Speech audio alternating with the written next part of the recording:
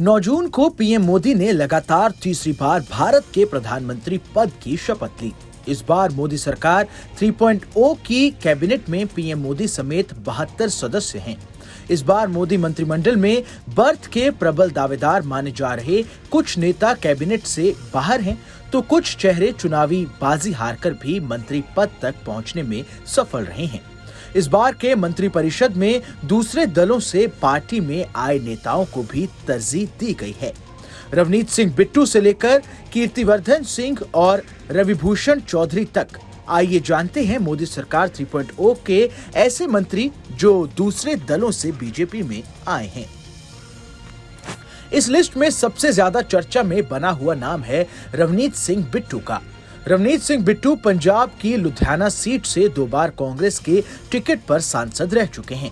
इसके अलावा एक बार वो अनंतपुर साहिब सीट से भी सांसद रहे हैं, लेकिन लोकसभा चुनाव से ठीक पहले बिट्टू ने कांग्रेस का साथ छोड़कर बीजेपी का दामन थाम लिया था। बिट्टू बीजेपी के टिकट पर लुधियाना सीट से ही चुनाव मैदान में उतरे थे, लेकिन जीत का चौका नहीं लगा सके। बिट्टू के दादा बेअंत सिंह पंजाब के सीएम रह चुके हैं। बेअंत सिंह की सीएम पद पर रहते हुए हत्या हो गई थी। कांग्रेस से जुड़े परिवार से आने वाले बिट्टू खुद भी राहुल गांधी से मुलाकात के बाद सियासत में आए थे। इस लिस्ट में दूसरा नाम है जितिन प्रसाद का। साल 2001 में कांग्रेस की यूथ विंग में बतौर राष्ट्रीय महासचिव अपना करियर शुरू करने वाले जितिन प्रसाद 2004 में शाहजहांपुर सीट से हाथ के सिंबल पर पहली बार संसद पहुंचे थे। जितिन 2009 में लखीमपुर खेड़ी की धौराहा सीट से संसद पहुंचे और डॉक्टर मनमोहन सिंह की अगुवाई वाली यूपीए की सरकार में मंत्री भी रह चुके हैं। 2014 चुनाव में उन्हें मात मिली थी। इसके बाद 2022 में यूपी चुनाव से ठीक पहले जितिन ने कांग्रेस छोड़ बीजेपी की सदस्यता ले ली थी। जितिन केंद्रीय राजनीति में मंत्री पद के साथ वापसी तक यूपी सरकार में मंत्री रहे। लोकसभा चुनाव में बीजेपी ने वरुण गांधी का टिकट काट पीलीभीत से जितिन को उम्मीदवार बनाया था। जितिन पीलीभीत से जीत भी चुके हैं। ग्वालियर राजघराने से नाता रखने वाले ज्योतिरादित्य सिंधिया का नाम भी मोदी सरकार 3.0 के उन मंत्रियों की लिस्ट में है जो किसी दूसरे दल से बीजेपी में आए हैं। सिंधिया यूपीए की दोनों सरकारों में मंत्री रहे हैं। अपने पिता माधवराव सिंधिया का हेलीकॉप्टर दुर्घटना में निधन होने के बाद 2002 में गुना सीट से उपचुनाव लड़कर सियासी सफर का आगाज करने वाले सिंधिया यूपीए 1.0 और 2.0 दोनों सरकारों में मंत्री रहे। 2014 की मोदी लहर में गुना सीट से सिंधिया को शिकस्त मिली। सिंधिया बाद में कांग्रेस छोड़ बीजेपी में शामिल हो गए थे। सिंधिया समर्थक विधायकों की बगावत में कमलनाथ की अगुवाई वाली कांग्रेस की एमपी सरकार गिर गई थी और 15 महीने बाद ही शिवराज की अगुवाई में बीजेपी ने सरकार बना ली थी। सिंधिया को पीएम मोदी की अगुवाई वाली पिछली सरकार में भी मंत्री बनाया गया था। इस बार सिंधिया गुना से जीत कर भी आए हैं और मंत्री भी बनाए गए हैं।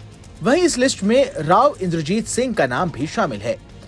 अहिरवाल क्षेत्र के राजा राव तुलाराम के वंशज और हरियाणा के पूर्व मुख्यमंत्री राव वीरेंद्र सिंह के पुत्र राव इंद्रजीत सिंह 6 बार के सांसद और 4 बार के विधायक हैं। राव इंद्रजीत यूपीए सरकार में भी मंत्री रहे हैं। वो 2014 के लोकसभा चुनाव से ठीक पहले कांग्रेस छोड़ बीजेपी में शामिल हो गए थे। वो पीएम मोदी की अगुवाई वाली दोनों सरकारों में भी मंत्री रहे हैं और इस बार तीसरी सरकार में भी उन्हें मंत्री बनाया गया है। राव इंद्रजीत सिंह गुरुग्राम सीट से संसद पहुंचे हैं। मोदी सरकार के नए मंत्रियों में एसपी सिंह बाघेल भी हैं।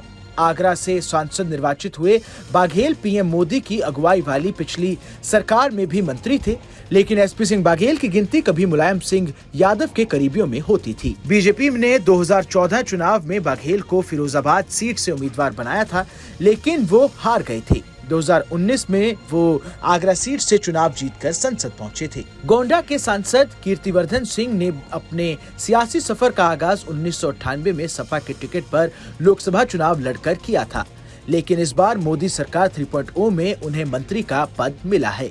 कीर्तिवर्धन ने तब बीजेपी उम्मीदवार बृजभूषण शरण सिंह को हराया था। कीर्तिवर्धन के पिता आनंद सिंह गोंडा से 4 बार सांसद रहे हैं। आनंद को बीजेपी के टिकट पर बृजभूषण ने 1991 में हरा दिया था। 1996 में आनंद सपा के टिकट पर मैदान में उतरे, लेकिन तब भी सफलता नहीं मिल सकी। लगातार 2 हार के बाद आनंद ने चुनावी राजनीति से दूरी बना ली थी।